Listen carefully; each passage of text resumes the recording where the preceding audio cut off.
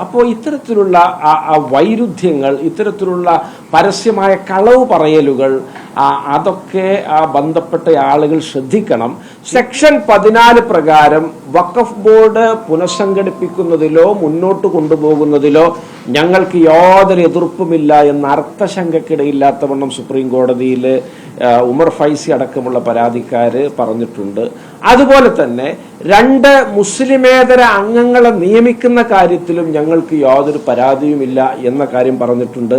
മറ്റൊരു ആരോപണം കൂടി പറയുന്നത്, പുതുതായിട്ട് തെരഞ്ഞെടുക്കപ്പെട്ട സർക്കാരിന് അങ്ങനെ 2 അംഗങ്ങളെ നിയമിക്കുന്ന കാര്യത്തിലല്ല താല്പര്യം.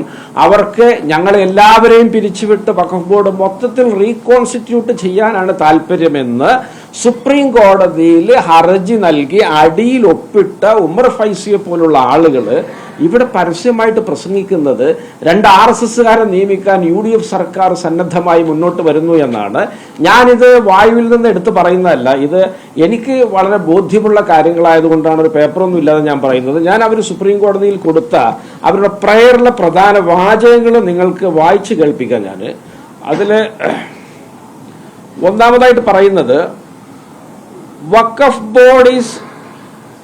board in accordance with the section 44 of the Unified Waqf Management Empowerment, that is the state government to nominate members to the Waqf board and appoint members in accordance with the statutory provisions. നിയമപരമായിട്ട് വെക്കേണ്ട അംഗങ്ങളെ വഖഫ് ബോർഡിൽ വെക്കാൻ ഞങ്ങൾ അത് ആ നയവും ആ നിയമവും അംഗീകരിക്കാൻ ഞങ്ങൾ ബാധ്യസ്ഥരാണ്, ഞങ്ങളതിന് തയ്യാറാണ് എന്നാണ് അദ്ദേഹത്തിന്റെ നേതൃത്വത്തിലുള്ള ഹർജിയിൽ പറയുന്നത്. രണ്ടാമത്, Kerala Legislative Assembly were conducted on 9th April 2026 and the new Legislative Assembly was formally constituted on 21/5/2026. That after change in the ruling party, the newly formed government did not show any interest in constituting the Waqf board, since the present Waqf board members are appointed by the erstwhile ministry and the state government wanted to reconstitute the entire Waqf board with their nominees.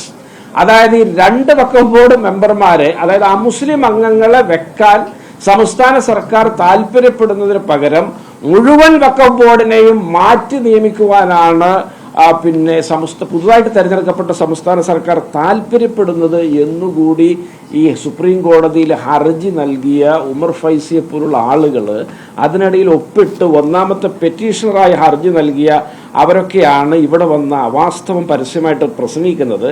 ഞാൻ ഈ ഹർജി ഇത് 15/7/2026 supreme കോടതിയിൽ ഹർജി നൽകിയത്. Petitioner number 1 Umar Faizy, number 2 advocate A Rahim, number 3 advocate PU Ali, number 4 doctor Sereena Salam, number 5 Sumitha Nisaf, number 6 CK Usman Haji. ഇങ്ങനെ 5-6 പെറ്റീഷണർമാരാണ് ഈ ഹർജി ഒപ്പിട്ട് നൽകിയത്. അതായത് ഈ 2 മെമ്പർമാരെ വെക്കുന്നതിന് ഞങ്ങൾക്ക് എതിർപ്പില്ല, അത് വെക്കേണ്ടത് സംസ്ഥാന ഗവൺമെന്റാണ്.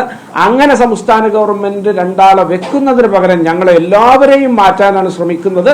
അതുകൊണ്ട് 2 ആളെ അഡീഷണലായിട്ട് വെക്കുന്നതിൽ ഞങ്ങൾക്ക് യാതൊരു തർക്കമില്ല എന്ന് ഒന്നാമതായിട്ട് പെറ്റീഷണറായിട്ട് ഒപ്പിട്ട ശ്രീ ഉമർ ഫൈസി ഇവിടെ ഇത്തരത്തിൽ പരാമർശം നടത്തുമ്പോൾ അത് വളരെ നിർഭാഗ്യകരമാണ്, വേദനാജനകമാണ്.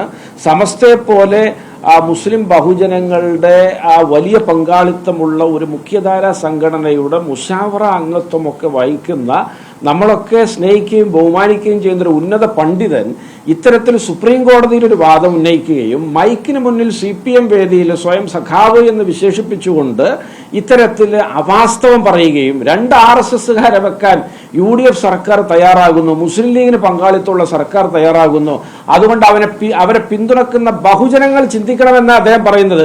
എന്നാൽ അദ്ദേഹം സുപ്രീം കോടതിയിൽ ഒപ്പിട്ട് കൊടുത്ത പ്രയറാണ് ഞാൻ ഈ വായിച്ചത്. അപ്പോൾ ഇത്തരത്തിലുള്ള വൈരുദ്ധ്യങ്ങൾ, ഇത്തരത്തിലുള്ള പരസ്യമായ കളവ് പറയലുകൾ അതൊക്കെ ബന്ധപ്പെട്ട ആളുകൾ ശ്രദ്ധിക്കണം. CPMനോട് പറയാനുള്ളത്, വളരെ പ്രധാനപ്പെട്ട സ്ഥാനങ്ങളിൽ ഇരിക്കുന്ന പണ്ഡിതന്മാരെയൊക്കെ ഒരു വശത്ത് സുപ്രീം കോടതിയിൽ ഇങ്ങനെ ഒപ്പിടുവിക്കുക, സ്റ്റേജിൽ കൊണ്ടുപോയി ഇങ്ങനെ പ്രസംഗിപ്പിക്കുക, അത്തരത്തിൽ അവരുടെ മുഖം കെടുത്തുന്ന തങ്ങളുടെ രാഷ്ട്രീയ താല്പര്യങ്ങൾക്ക് വേണ്ടി ഇവരെയൊക്കെ വഴിപഴിപ്പിക്കുന്ന ഈ നയവും നീക്കവും ഒക്കെ സദയം നിർത്തണം.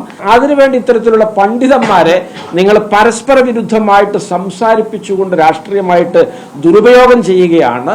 ഇതിനെതിരെയാണ് ജനമനസാക്ഷി ഉണരേണ്ടത്. ഇതിന്റെ സത്യാവസ്ഥ ഇതൊരു സങ്കീർണമായ വ്യത്യസ്ത തലങ്ങളിലുള്ള വിഷയമായതുകൊണ്ട് ആളുകൾക്കിടയിൽ ആ സംശയങ്ങൾ ഉണ്ടാകും. അത് ദൂരീകരിക്കാനാണ് ഇത്തരത്തിലൊരു പത്രസമ്മേളനം ഇവിടെ വിളിച്ചു ചേർത്തിട്ടുള്ളത്. അപ്പൊ ഇതാണ് ഇതിന്റെ വസ്തുത. ആളുകൾ ഇത് മനസ്സിലാക്കണം. പിണറായി വിജയൻ സർക്കാർ കേരളത്തിലെ ഇസ്ലാമിക വിശ്വാസികളോട് കടുത്ത അന്യായവും കൊടും ചതിയുമാണ് ചെയ്തത്. അത് കഴിഞ്ഞിട്ട് ഇപ്പൊ ഇതാ അരിയും തിന്ന് ആശാരിച്ചയും കടിച്ച് പിന്നെയും മുറുമുറുപ്പ് എന്ന ആ ഒരു ചൊല്ലിനെ അന്വർത്ഥമാക്കും വിധം വീണ്ടും ഇവിടെ ഇത്തരത്തിലുള്ള പിന്നെ പ്രചാരവേലയുമായിട്ട് രംഗത്തിറങ്ങുന്നത് തീർച്ചയായിട്ടും ഇതിനെതിരെ കടുത്ത തരത്തിലുള്ള പ്രതിഷേധമുണ്ട്. ഇത് ജനങ്ങൾ തിരിച്ചറിയേണ്ടതുണ്ട്, വാസ്തവം മനസ്സിലാക്കേണ്ടതുണ്ട് എന്ന് പറയാൻ ആഗ്രഹിക്കുന്നു.